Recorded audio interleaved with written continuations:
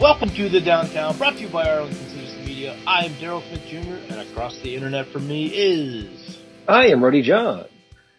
On today's show, we talked to Jesus from Kintaro Ramen about how they got started, how they learned to make ramen, and what the future holds for Kintaro.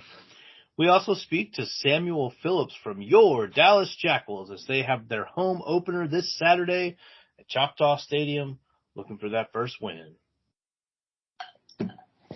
That is going to be a fun game. I don't know if we'll be there or not, but, a new rugby team in the Metroplex. The rugby headquarters are in Dallas. I mean, Arlington, it just makes sense for us to have another professional team here. Yeah, we've quickly become, are you looking to play sports in the Metroplex? Come to Arlington. Yeah, which I'm here for because we have the Wings now, obviously we've had the Rangers and the Cowboys, Rangers forever and the Cowboys for a while now. And now we have the Wings, Jackals. We had the Renegades when they were around, It could be. I mean, from what I've heard, the Rock is going to announce something about the XFL coming up.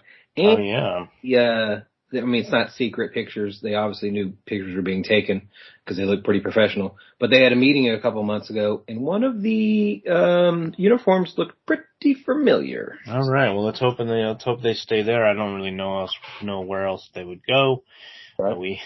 We are Stadium City for better or worse, so be perfect to just keep them here. It was a really fun atmosphere, so I would definitely go back. That was one of the things that COVID took away that I was really bummed to see go was I was having a grand old time going to those games and being it was crazy being on the sidelines. So I literally almost got ran over. I had several times. Yeah.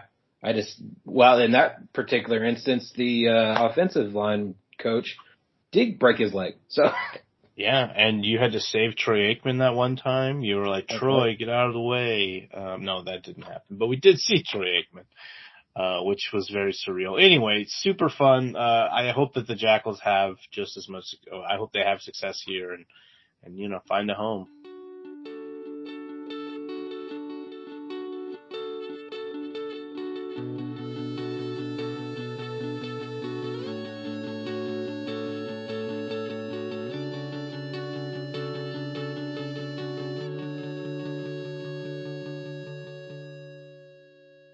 Here with Jesus with Kintaro Ramen. How are you today, sir? I'm doing very well. So we're here in Inclusion Coffee, which is just a couple doors down from the Kintaro Ramen. How did the Kintaro Ramen start? So I owned another ramen shop before, down on West 7th and another in Deep Ellum.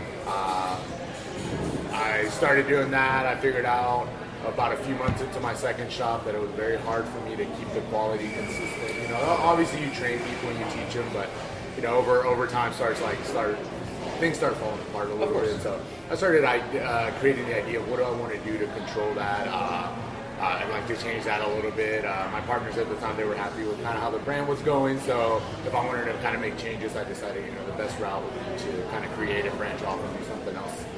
So I decided to do that. So pretty much spent all of 2019 kind of creating what am I going to do, how I'm going to do this. Worked at a few different areas, got some ideas, and then trademarked this brand and started it off. It was supposed to open February 14th of 2020. There was a couple of construction delays, and then we were supposed to open the 15th of March. Then we were like, we'll wait for this pandemic, whatever this is, to blow over. And then it wasn't blowing over. So we opened April 1st of 2020. So we opened like 2 weeks in. So it was fun, but it was a challenge, but we're still around. We're just driving along. Yeah. So Fort Worth was your first location? No, actually, this was of the new brand. Okay, this brand. Location was first, and now we have a second location in Arlington, or in Fort Worth. Gotcha. Okay, well then, why Arlington?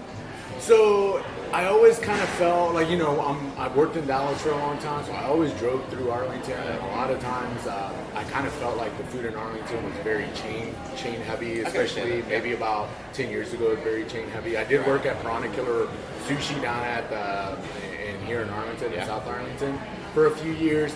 So besides a couple of stores like that, it was a lot of heavy chain places. Obviously there's a lot of mom and pop shops, but before Google was so heavy and smartphones were so heavy, it was hard to find some of these. And even now, some of them aren't even on there. Yeah, and a lot of it, mom and pop shops sometimes struggle with getting themselves on Google Maps and updating their listings. And I think that's something very important. But so I kind of drove through here and there, but then I started seeing, obviously some small restaurants started opening up. I started catching more attention, and it's a huge city. It's a big population, and then there's definitely a demand. Yeah, exactly. And there's the demand for food and good food. And we kind of saw what was happening here in downtown Arlington, and we decided that it was a great fit for kind of what we were doing. It's not as congested as maybe some of the shops down in South Arlington are with some of the malls. But you do again get kind of lost in some of the big chains. So we thought what was happening here in downtown Arlington was great, and this building came up. It was the first mixed use building in Arlington, the first apartment and restaurant. Retail on the bottom of the yard. So we decided to do the jump and go for it.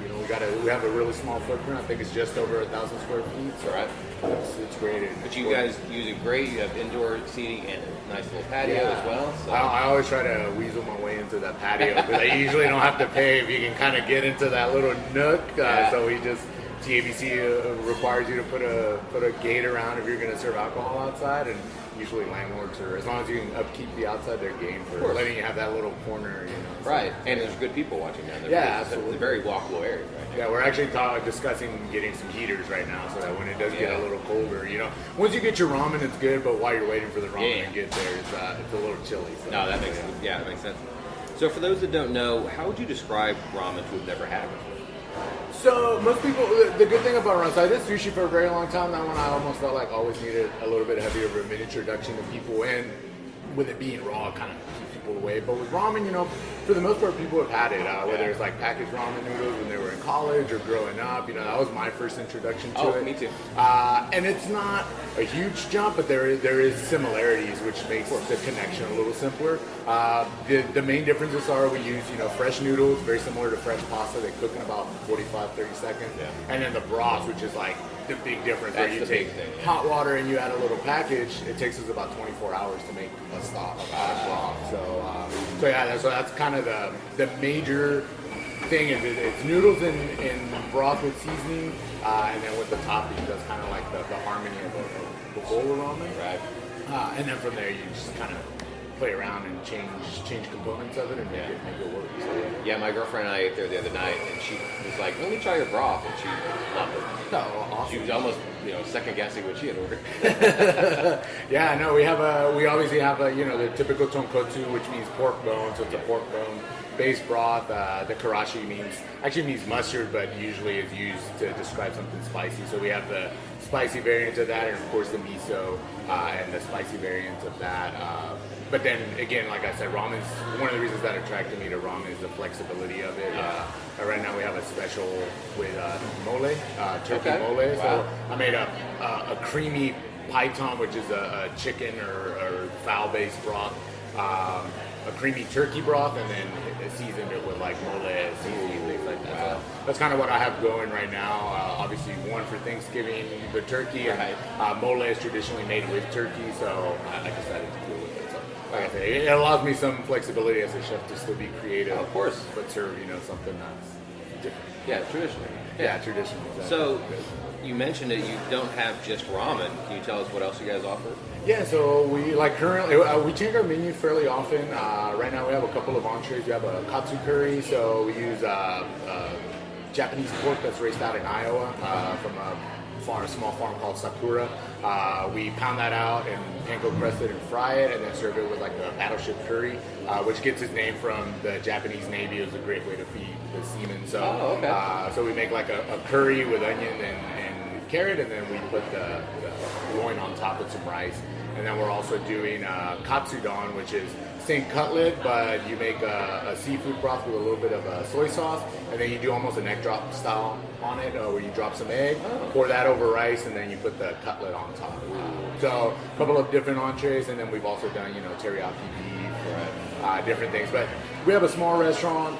We kind of keep a small menu, that way the staff isn't overwhelmed, and at the same time we're able to serve fresh and keep it exciting for our regulars that come in. Because we get a lot of people that come in, once a week or even once a month, and we want to be able to give them, something else. Of course, yeah. Well, I mean, plus you have all the UTA kids, I'm sure, coming on a regular basis as well. Absolutely, yeah. They work for us, and then they come in and eat too. So yeah. Well, it's also a good thing to just have a smaller menu, because then, like you said, you can really hone your craft and realize, what you can and cannot do with that. Yeah. And then, like you said, you can add on to it whenever you can. Yeah, absolutely. Yeah, I like that flexibility. My background originally was doing fine dining, and fine dining restaurants will never have huge menus. You especially with a broth that takes 24 hours to cook, you don't have a lot of space and a lot of time to be trying to do a lot of things. And then also from being Hispanic, my background is you go to a taco shop in Mexico, they serve like 2 or 3 taco options tops. Why? Because that's what they know how to do best. Yeah. So to me, my idea has always been, why try to do everything, at one time, instead of, picking and choosing little things, hone them down, and then offer that. That way you give what best you have at that time, that's what you serve. Sure. So the restaurant we've been talking about, new and developing. What does the future hold for Kintaro? So we have plans to expand, obviously within the DFW area. We're looking at maybe some other smaller neighborhoods that we can kind of do. We've looked at Richardson, Bishop Arts, and then the DFW keeps growing north and south and west. So it's like every time I look at the map, where Sherman used to be a small town way out of the way, now it's like there's small towns outside of Sherman that are now the small ones, and it's like it just keeps growing. Soon enough, Oklahoma's gonna be part of North Texas. Yeah, exactly. Yeah, we're just gonna suck them in. But yeah, no. So it keeps growing. So we have plans within the DFW to grow. So that's short term. Within the next 2 years, we do want to open a 3rd shop. We have a food truck that's kind of up and going. It's just we're trying not to work in the same areas we already have restaurants. Right. So that wouldn't make any sense. Yeah, so we have it already. It's just we haven't launched it completely yet. So we do have a couple of things, and then long term we would like to go, whether it's within Texas to another city or perhaps even further north, kind of do that. Ramen's great here in Texas, but there's definitely 2 or 3 months where even I don't want to eat it. So July and August might not be the best. Exactly. Yeah. So we look at like northern cities. It'd be nice to kind of do that. I think a Denton would work out really well as well. Oh yeah. Even Denton. Yeah. And I consider Denton. I'm sorry if Denton listeners, I consider you part of DFW. Yeah. Sorry, but you were part of the DFW. Yeah. So it's like even Denton, we've looked at doing a shop out there, especially with UNT. I like these small colleges that they obviously you're going to have those students that come in and dine with you, as well as the residents that are in that area. So it's nice to have that little mix. We do have a restaurant in Fort Worth. That one's more geared towards the night crowd. We're trying to push to go to 3 a.m. Like we used to with my previous brand. So smart. A little bit different, but when I was in Japan, that's usually when I ate ramen. Was like I'm in the kabukicho getting drunk, and then I'm going out and eating ramen at 3 in the morning, and it's the best ramen you've ever eaten. It probably wasn't amazing, but at the time, it's the best. Yeah, that's why Whataburger lines were always wrapped around the thing. Absolutely. Yeah. So, if people wanted to learn how to make ramen, how would they do so? And then, do y'all kind of follow the traditional style? So, we do follow a little bit of the traditional style, but obviously my background, I'm Hispanic, so, and then my culinary background is I studied traditional French cooking, so I kind of take my approach in a few different ways. I did go to school in Japan and Takamatsu for about a month. I took a ramen making course out there where I wanted to learn their techniques, and then I came here. When I first opened my other brand, I went full in traditional, and a lot of people did not like it because it's very fishy, it's very fish heavy, things like that. So I've kind of learned to tweak still to the clientele that we have here in Texas in general. So what I do, I usually cook the pork bones, but then at the very end I hit it with like a traditional Japanese style or a French style mirepoix. So I do a onion, leeks and celery, so white mirepoix, and then hit it with peppercorns, but then I bring in the ginger and fish flakes and kombu. So a few different things, and you asked about going about and learning about it. It's not too difficult, especially nowadays. I think there's a lot of good recipes on Google, especially nowadays that have it's a very good steps. When I started doing this about 7 years ago, there wasn't as many, so it was a lot of self-taught, and then after that, again, going to school and learning more. Yeah, trial and error. Yeah, trial and error. I moved to Seattle in 2014 specifically to work at ramen shops. Kind of how do they do it? How do you keep something that takes 12 to 24 hours to cook? How do you keep that going every single day? Right. So there's definitely, if you do it at home, I remember when I was doing it at home, my cat hated me. She would be walking around all damp and was like, why are you doing this? It felt like a sauna walking into my house. So, just because they boil for so long. Right. So it's fun though. It's a good thing to have. And then usually when I'm at home, here we make about, I think 80 to 120 liters out of each pot.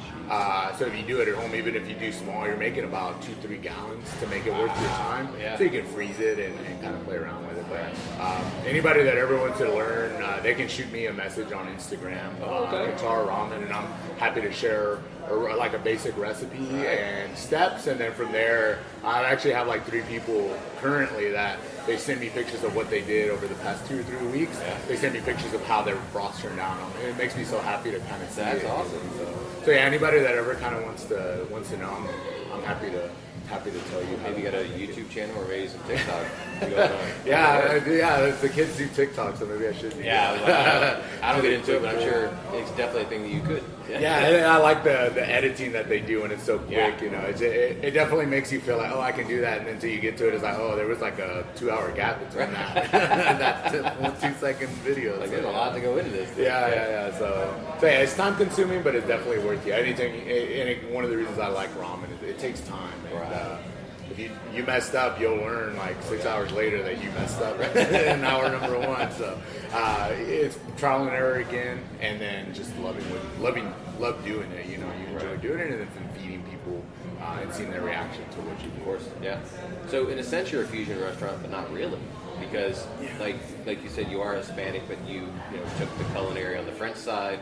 You did actually go learn to make the ramen yourself over in Japan, and then you're just kind of you're taking little bits from everything to really put it all together. Yeah, it's a unique approach to what I'm doing, but it's also ramen is not traditionally Japanese. It came over to Japan in the late 19th, early 20th century from Chinese immigrants, and then the Japanese added soy sauce and added local flavors to make it more appealing to their palate.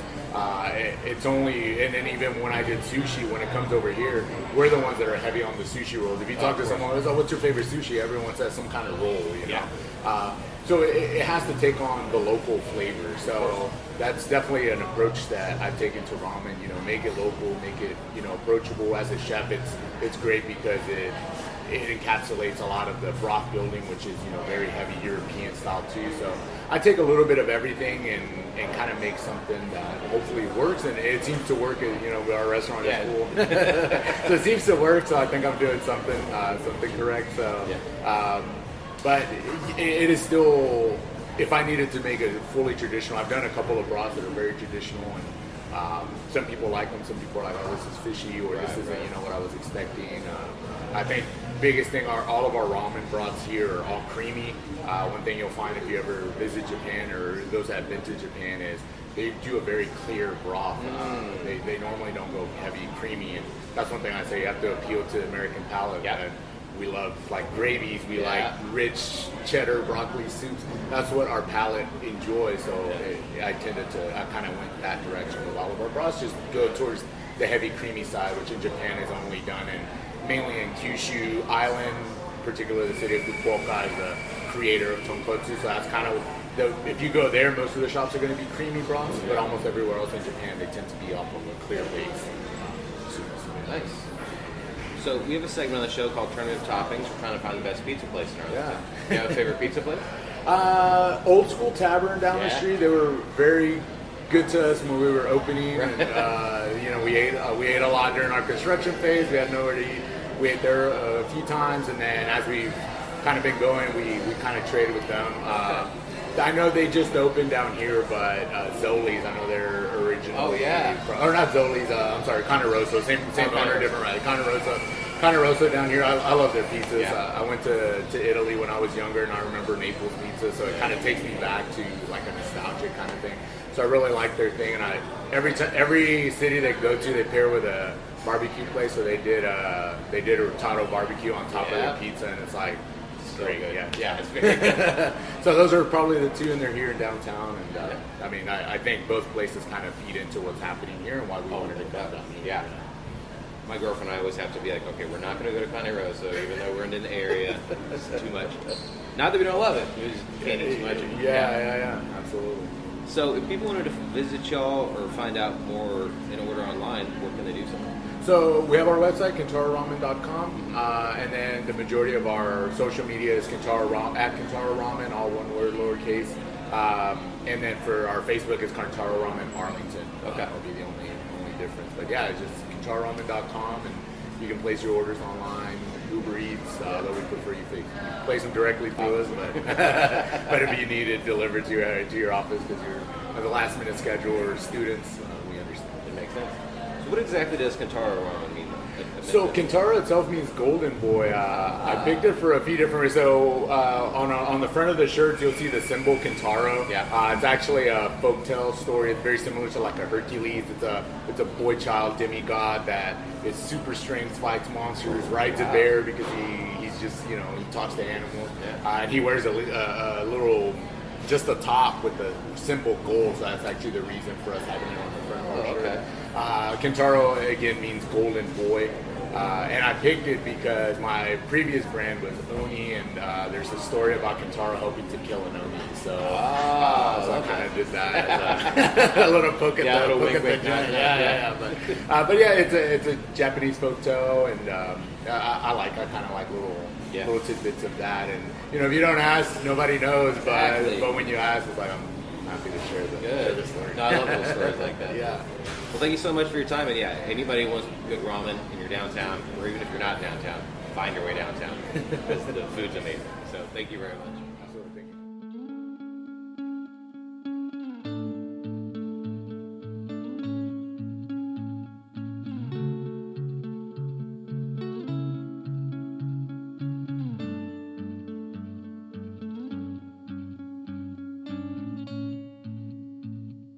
We're here with Sam Phillips, the lock for the Dallas Jackals, our local rugby team. How are you doing today, sir? Doing good, man. Thank you for having me on the show. Thanks for coming on. So, we were just talking about you are only a year into playing rugby, and this is the first inaugural year for the Dallas Jackals here in Arlington. How has the transition been for you? Because you played football ahead of time. Correct. Yeah. I think transitioning to rugby, the main thing, the hardest part about it was definitely the cardio aspect of it. Oh, for sure. Whole different type of animal. Football, you have the 10 seconds to 12 seconds on, and then you can rest a little bit, huddle up, but rugby is non-stop, just action. You make a tackle, you got to slide up, you got a tackle contest, make another tackle, non-stop. I would say the cardio for sure, and me playing tight end on offense, I would say learning how to tackle rugby style was probably one of the hardest learning curves of it. But once that all clicked, it was pretty smooth sailing from there. Yeah, so I've tried to learn a little bit about how rugby is how it is played, and they don't have any pads, but they also tackle very more safely, I guess. Because you can't tackle below anything above the shoulders you can't tackle. Correct. And then you can't really do anything with the arms and shoulders or. So anything below the shoulders is okay. You want to make sure you can't just launch yourself into somebody. You have to wrap and squeeze and take somebody down. Right. The best comparison I can really compare it to is probably like a wrestling takedown. Okay, I was thinking, definitely. Like wrestling. It's like in football, you just throw your head in there, collision and all that. But if you do that in rugby, you're going to get concussed really quick. Real quick. They teach you to tackle a little bit differently technical wise. Okay. It looks really rough. Yeah. But at the same time, if you're trained to do it the right way, with no pads on, it's going to be, there's a lot of really hard collisions, but it's a lot safer as well. Right. Yeah, because I've been over to England before, and they had giant posters for rugby, and over here in America, it's obviously not a big deal. It was, I guess, in the past 5 years, maybe even a decade, it's kind of becoming a bigger thing here. More college teams have it. We have women's rugby, which is fantastic. But I was looking, I was like, those are the toughest dudes on the planet. And their thighs are gigantic. I am the quad father. Yeah. So I'll claim that.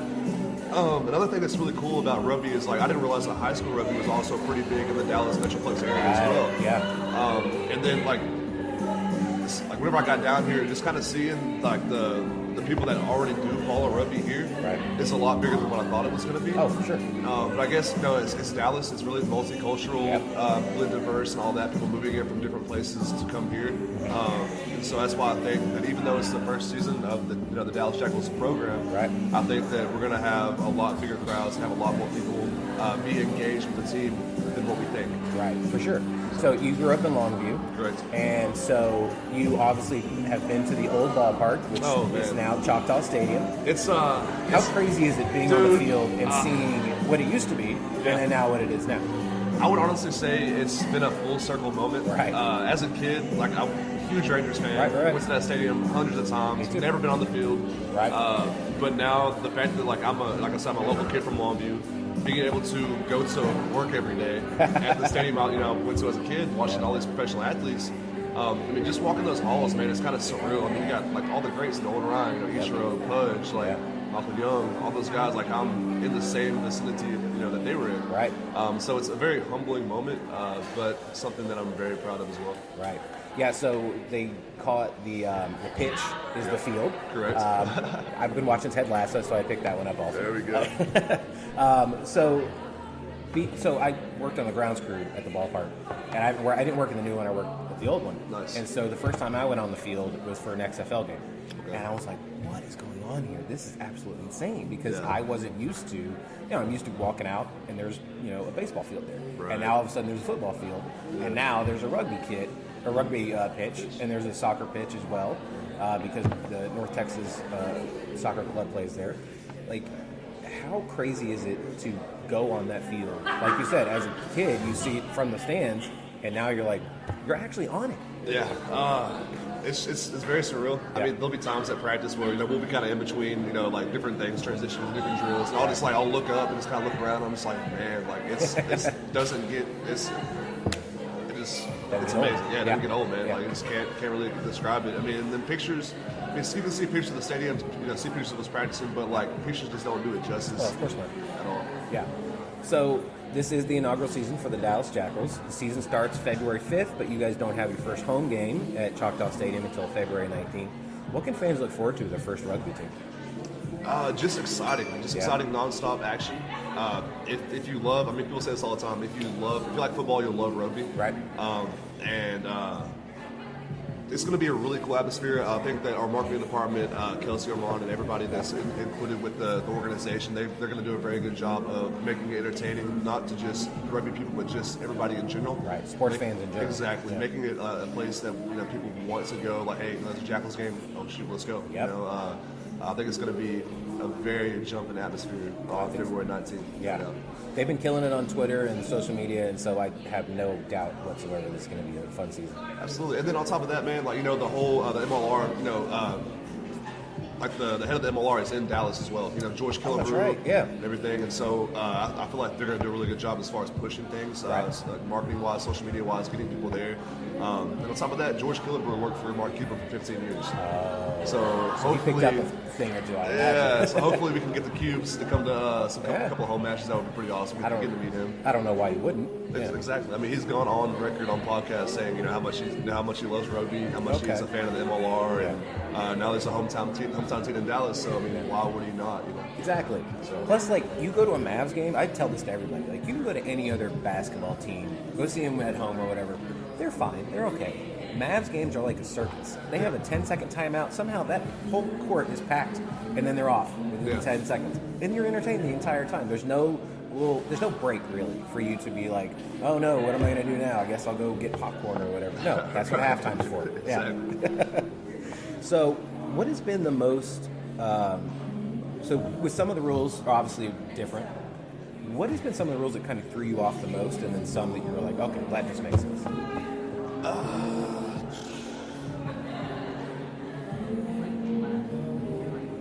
I would say just the whole game in general, man. Because, I mean, I've only been playing for a year. Right. I mean, I definitely have a really good grasp, understanding of the rules now that I've been playing for a while. Right. But, I mean, bare bones rugby is just tackle the guy off the ball. But just kind of learning the technicalities and everything over this past year has kind of been, it was tough at first, but now that I've been playing rugby for a while and kind of been in the mix, I mean, you can't help but learn the game. Of course. So, yeah. Right. So how many people are on the field at one time, like each side? So it's 15 on 15. Okay. Cool thing about rugby is if you get subbed off the field, you're done. Oh. So you can't come back in the game unless it's a blood sub. So say I get my nose busted up or I'm bleeding or bust my mouth open, I can come off for a blood sub for however long it takes me to get cleaned up. Yeah. And then you can come on. So that's why you see those guys once they're in the game, we don't want to come out. Obviously, yeah. And then that's when the whole cardio thing comes into play as well. I mean, it's a different beast, so you've got to be in shape. Yeah. So what have you done to up your cardio game? Dude, so I used to be in football. I was definitely like that was 255. Now I'm like 235, 240. Damn. I was a big bodybuilding type of guy, and I just switched it up. I mean, a lot of conditioning, off-beat conditioning, rowing machine, on the bike, just all full body workout.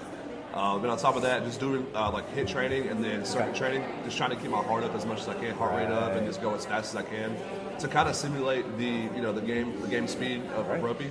But at the same time, I mean, there's really no substitute for that type of cardio unless you're playing a game. Right. It's a whole different animal. Yeah. So I mean, we do our best, but playing rugby definitely gets you in the best shape. Very nice. Now, being from Longview, how great is it going to be to play in front of a home crowd? Because when you played football, you played up in Oklahoma and Louisiana, and then when you started playing rugby, you were over in Colorado. But your family, I imagine, is still here, right? Right, correct. Yeah. It's gonna be a really awesome experience. I did have a lot of family come up to some matches up in Colorado while I was there, and then we travel around. We had like a domestic season. We play in the spring and the fall. But just the amount of excitement and just people willing to get tickets. I mean, I'm probably going to have about 40 to 50 people just from my hometown that are going to come to Dallas. I mean, it's just a 2-hour drive. I mean, and all my friends and family are very supportive. Awesome. And so just being able to, for one, play in that stadium under the lights, 7 p.m. And just in that type of atmosphere, and just be able to introduce them to rugby, and kind of show them, hey, like this is a professional sport, like take it serious. I mean, it is legitimate. Yeah. So that's very exciting to me. Okay, that's awesome.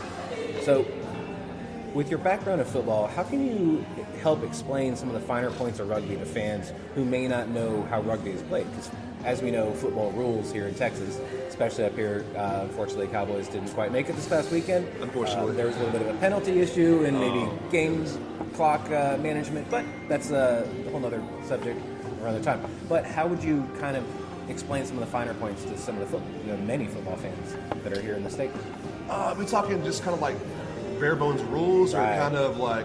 Well, I get the whole thing. So, like, let's say I don't know anything about rugby, but I'm going to check out the new team. I don't want to know what's going on. Like, what are some of the finer points that I could probably pick up? Okay, so we have different ways to restart plays. Okay. So we have, of course, people heard of the scrum. Right. So after a penalty or something like that, they'll restart play with the scrum. It's 8 on 8, so you'll have your forwards in there. So that's where everybody's interlocked, and you have to go underneath to get the ball. But the cool thing about a scrum is anybody can win that scrum. It's all about field possession. Right. So even if it's your attacking scrum, if the defensive people on the scrum, if they dominate you, you can still get that ball back and still restart play. Also, kicking is pretty big in rugby as well. Right. So you'll see people kick to flip the field for field position. Okay. And so whenever the ball goes out of bounds, we restart play with the line out. So that's when you see guys get thrown up in the air, like myself. Yeah. And we restart playing that way. And rugby, instead of like in football, a touchdown, it's called a try. But a cool thing about a try is, so say across the try line, you actually have to touch the ball down on the ground for it to count. Oh, you can't just break the play. No, you got it's a literal touchdown. Yeah. And that's worth 5 points. And you can only throw sideways and backwards, right? Correct. Right. So you can only lateral, but like if you want to kick the ball forward, you can do that as well. Right. So say if I'm on the opposite side of the pitch and I've got one of my teammates over there, and he's got an opportunity to, make a line break on the outside, then somebody can kick the ball down the field to him. Right. And he can catch it and run, do whatever. Very nice. So it's very exciting. Like there's always stuff going on. Yeah. They have drop goals, which are worth 3 points. Okay. And then so after you score a try, you'll have a conversion kick. Yeah. And a lot of times you'll see guys, like, for example, if a guy runs in on the outside, you'll see him run towards the middle and try to put the ball down in the middle. Because wherever you drop the ball or you set the ball down in the try zone, they back the ball up, and that's where you kick your extra conversion kick from. 2 really? points. Okay. Yeah, so that's why you'll see guys like try to come to the middle to make it easier for the kicker to get the extra 2 points. Right. So that's really cool. Yeah, so there's a lot of little technicality stuff. If anybody's listening, I would definitely recommend going on YouTube and just looking up Bare Bones Rugby Union for Dummies. I did it myself because I had no idea about the game, but it helps for sure. Yeah, well, without a doubt. Yeah, there's so many how to play rugby or rugby rules videos on YouTube that anybody can watch. Exactly. And then watch highlights of any other team. Yeah. So, yeah. So, you've been on so many different teams. What have you done to help or what are some of the things that a team is doing to help build morale with everybody? So the cool thing about Dallas in particular is just the amount of overseas guys that are coming in to play with us right now. Right. We've got honestly probably like half of the team are international guys. Wow. And so for me, being a year into rugby, just having them come over and help me develop personally and professionally as a rugby player. It's been very encouraging. I mean, because we're only 3 weeks into this, and I've grown a lot just since I've gotten here, just because of those guys that helped me out, which is really cool.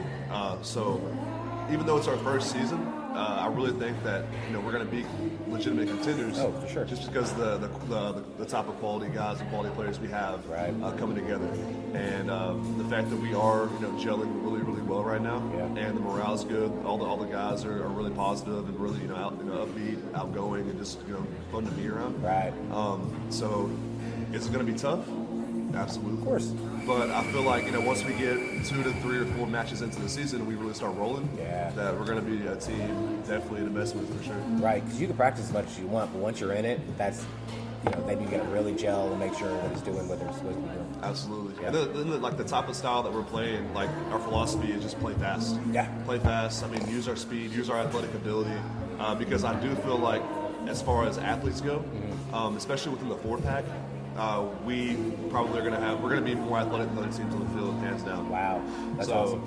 It'll be exciting to see that type of play translate onto the pitch. Yeah.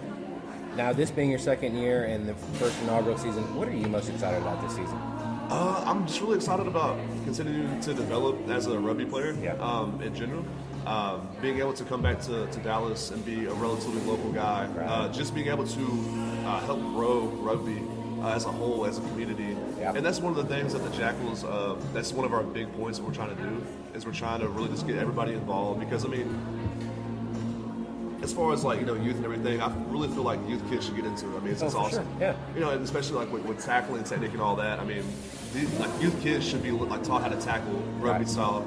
I mean, even if they're going to be football players. I mean, I really feel like that's a really important part, just to help them develop, just to be safer and everything. Right, because you see so many kids, even the professionals, they somehow don't know how to tackle. Yeah. Like, they'll just, I can't get him, I'm just going to fall down. No, you grab a body part and you don't let go. Exactly. That's what it should be. Exactly. But yeah, just the fact that, we're really going to focus on growing the game of rugby. Right. We're gonna field 15 men on the field every week. And don't get me wrong, that's really important to the team. Of course. But there's a bigger picture behind all of this as well, what we're trying to do here. And with me being so young, I mean, I'm 25. And I'm just really looking forward to growing as a person. Because I feel like the atmosphere that Elaine set up, with everybody, it's just a really, it's a good atmosphere for growth. Right. And I'm just really looking forward to hopefully staying here and continuing my professional rugby career with the Jackals, being home. Yeah, I mean, like you said, being 25, your brain is now fully developed. Your prime isn't for another 5 to 6 years, so you get to gain all that knowledge and all that experience, and it's going to be amazing to see where you end up. I mean, just the fact that a year ago, I got a phone call about trying rugby out, and I was like, no way, I'm not doing that. And then my friend Sean, who actually got me introduced into rugby through the NFL draft process, he was like, dude, it's a lot of fun, just come check it out. And I really didn't take him seriously for a while. And finally he was like, dude, the GM from Denver, he wants to talk to you, wants you to just come up here and check things out, and pay for your flight, and all that. And I was like, hold on, they're going to pay for my flight?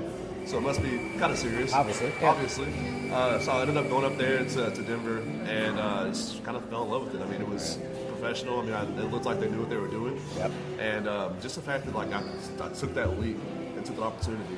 Because life's all about opportunities. Of course, yeah. And took the opportunity, had no idea what I was going into. Yeah. And it's definitely been tough. I mean, a professional sport is tough on your body, physically as well as mentally. Yeah. Especially whenever you're used to competing at a high level in something, and then getting thrown into a whole other sport, which you know nothing about. Right. And you're having to learn. You got to really humble yourself and really be a sponge and like be open to learning everything. Right. And just the fact that within a year, did that, and now I'm in Major League Rugby. Right. And it's crazy. It's been a heck of a year. Yeah. No doubt. But I mean, just the fact that I did that in a year, it makes me so excited to see what I'm going to do this year. Right. Exactly. And just keep growing. Yeah. So it's a lot of good things hopefully coming. Yeah. I mean, we can't wait to see what happens with you either. Now we have a segment on the show called Tournament of Toppings. We're trying to find the best pizza place. Where's your favorite pizza place? Man, see, I'm a basic guy. Sunday watching football, if I see that Domino's commercial, okay, easy. Their crust is great. It's good. Yeah, it's not bad at all. No, not at all. The deals are great. You can't go wrong with the deals. True. Yeah. I wish their cheese bread was a little better, but Papa John's, I think, to me has the best. But that's definitely understandable. Yeah. If I'm back home in Longview, I don't know if you ever heard of Pizza King. Dude, it's just like a local Longview, like East Texas thing. Okay. Dude, it's so fun. Okay. It's so good. Yeah, so my girlfriend is from New Orleans, so we'll go out, we'll drive through there. And I know you almost were on the Saints mini camp, except for COVID kind of stopped all that. Yeah, it was tough. Yeah. Especially mentally, because I had taken that spring off in 2020. I was supposed to graduate. I had like 6 hours left in school. Right. My family came together. They were like, look, this is, we understand that the window, this opportunity is really small. And they were really awesome, and they supported me for that decision. Right. And so, the whole Saints thing unfortunately didn't work out. Right. But then again, like you don't understand about what you're going through until you're through things. Yep. And so, say that did work out, I might not be in Dallas playing rugby. True. You just never know until you're on the other side of things. Right. And like you said, life's full of opportunities, and you have to take that leap. I mean, there's that old Steve Harvey video where like people are afraid to jump because comfort is fine. Comfort's great. It's comfortable. Obviously, it's in the name. But you don't grow from there. You can't grow in your comfort zone. You gotta get out of your comfort zone, learn something new, and then you never know where life's gonna take you. You just can't be complacent. Yeah. Can't be complacent, and I just got to get 1% better every day. Yep. That's the main thing. Tiny baby steps to make big steps. Absolutely. I love it. Now, if people want to follow you and find you on online on social media, and they also want to go buy tickets to the Jackals, where can they do so? Oh yeah, if you want to follow me on Instagram, Twitter, it's at Samuel Rhett, SamuelRhett.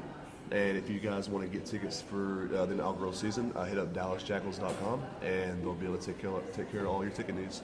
There you go. Go buy your kit. Go buy some merchandise. Absolutely. Yeah. And also, kind of want to drop. I've got a brand that's about to launch. Okay. So it's something I've been working on with a couple of people from back home. Right. It's called Limitless Rugby. Gotcha. And so basically, what Limitless Rugby is for example, like if I'm a rugby player in the U.S. And I want to get new boots, gear, stuff like that. Right. You've got to outsource that from the UK. You've got to do it online, and it takes, you can do like... Why do you have to do everything through the UK? Because it's not big here. Rugby's not big.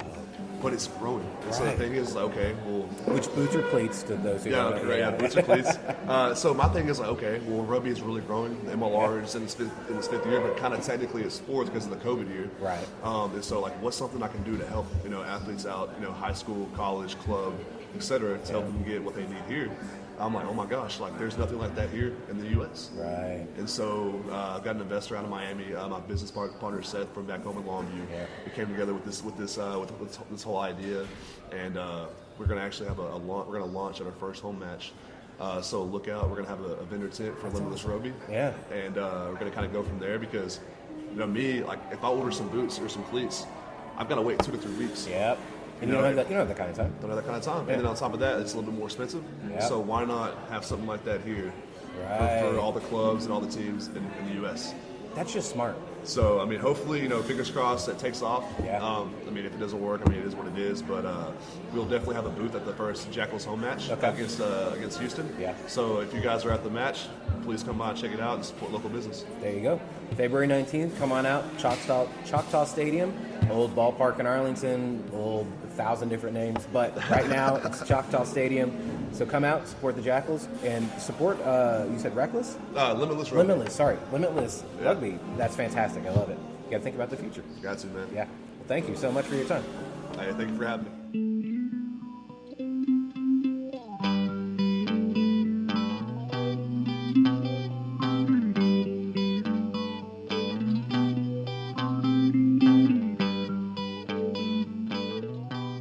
All right, thank you so much to Jesus from Kintaro Ramen and Samuel from the Jackals.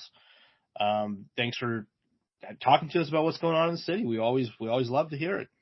Kintaro Ramen is absolutely fantastic. We've gotten it to go and it's still pretty good, but obviously getting it there is the better experience. You get the big bowl and the spoon. Everything's fantastic there.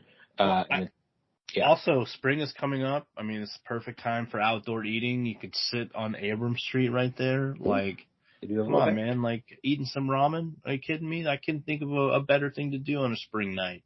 Yeah, there is no other better thing to do. You got a whole bunch of things to do down there. Just like, every first Sunday, you can go to Dr. Jekyll's and see them where they're hosting the Arlington Open Mic.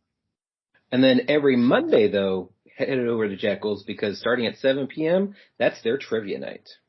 Every Tuesday night from 8 p.m. to midnight, Blitz Lounge is having a karaoke night. And then open mic and poetry night every second Tuesday over at Create Arlington. Get the meat sweats every Wednesday at Jambo's Barbecue and catch UTA Jazz from 5:30 to 7:30. And when you're done getting your meat sweats and listening to some great jazz, head on over to Division from 7 to 9. That's their trivia night. Every Thursday, One Love Lounge hosts the Artist Love Night, which is which is also known as their open mic night. Every Thursday, starting at 8 p.m. So and while you're doing all that, make sure to go out and eat local, drink local, and go rediscover your city.